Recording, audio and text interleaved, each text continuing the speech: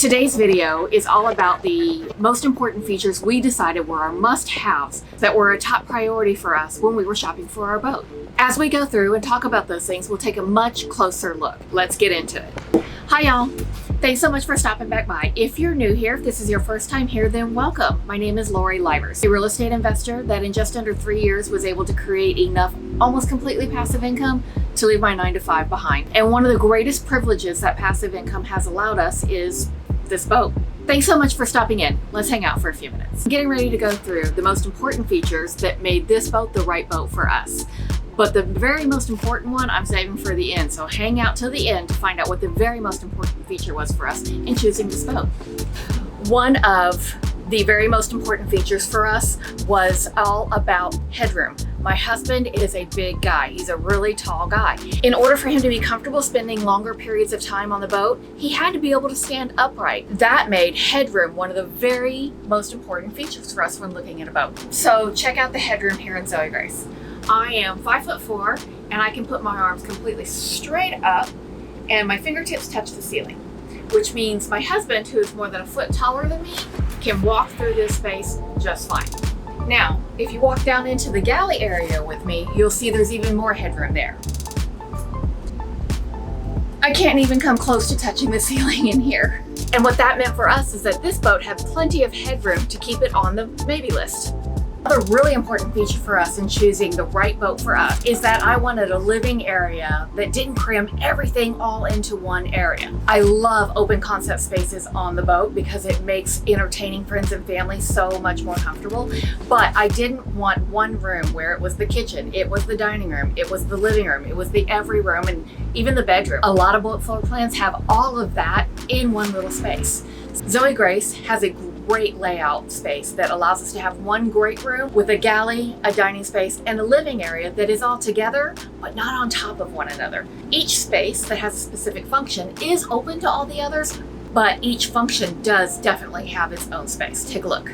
This space has tons of seating, is super comfortable, but it's definitely its own space. It is open to the dining area here.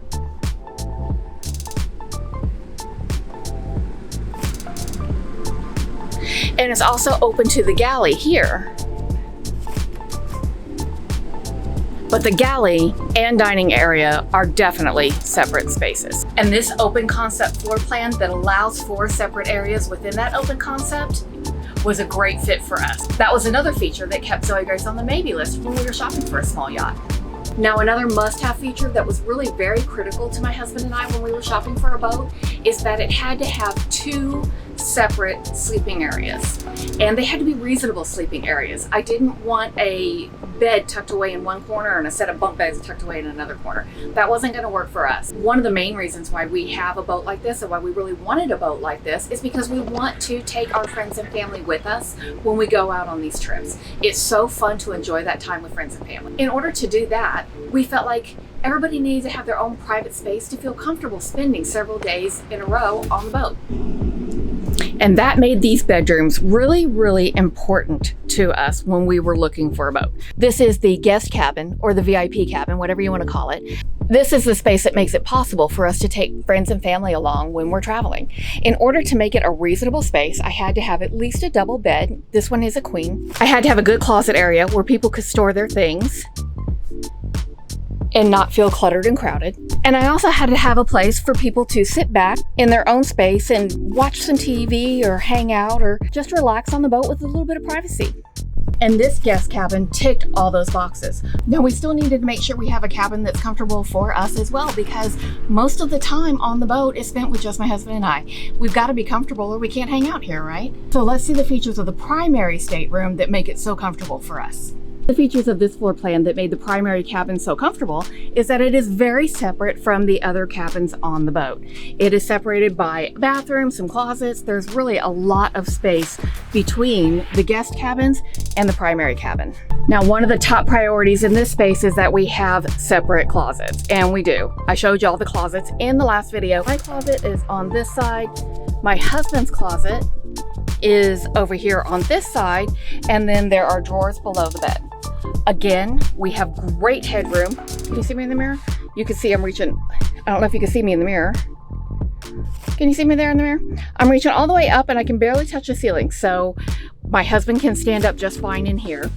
We have a bed that his feet don't hang off the end of. That was something that was super important to us because, again, he's a tall guy.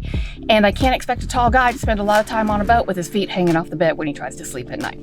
Our primary cabin has its own private head with a tall stand-up shower with a bench. Ceiling height of this shower was also incredibly important because my husband deserves to be able to stand up straight to shower.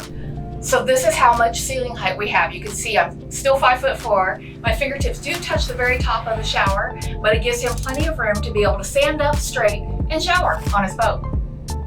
There is a third stateroom, but it's really just a small bunk room that I mostly use for storage more than anything else.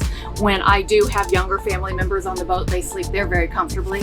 But these two cabins that had this separate layout and each has their own bathroom was critically important to us when we were shopping for a boat, because we just want to make sure that our friends and family are comfortable hanging out with us on the boat. Another feature that was absolutely a must-have for us when looking for a boat was that we did not have what's known as a wet head. A wet head is a bathroom space where the toilet, the sink, the shower is all one space. There's not a separate shower space like this one.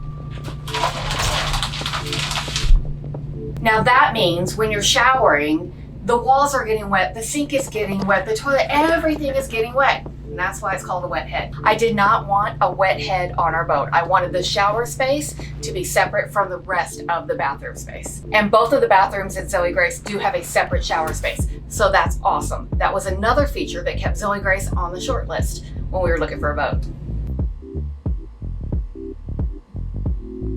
Another feature that was a must-have for us was a top priority on my husband's list. Because it gets so hot in the summertime, he wanted to be able to run the AC when he's driving the boat so that he can be comfortable. And because it gets cold in the wintertime, we need to be able to run the heat as well. I'm sure you can understand that climate control pilot station upstairs was critically important when we were shopping for a boat, because it just adds to the comfort level that we can enjoy on the boat while we're traveling. And that was pretty important to us. The very most important feature that we were looking for when we were looking for our small yacht. That very most important feature for us was the condition and quality of all the systems that are contained in a small yacht. And of course, the budget. We had to find a boat that both fit our budget, was in good quality sound condition, and had all these other features. It was not a small task. We looked at a lot of boats. We looked at boats for a long time before we found Zoe Grace. And something you should know is that Zoe Grace did not meet our whole list of requirements. There are many things that we don't have on this boat that we really, really wish we did. And all of that stuff, all the things that we didn't get in Zoe Grace that we really, really do want, is coming up in another video. Please do subscribe. Please do subscribe to the channel to see more about the boat, the good and the bad, and come along on all the fun trips that we take on the boat. I am really having a lot of fun sharing these things with you, and I hope you'll have a lot of fun hanging out with me for a few minutes from time to time. Until I see you next time, bye y'all.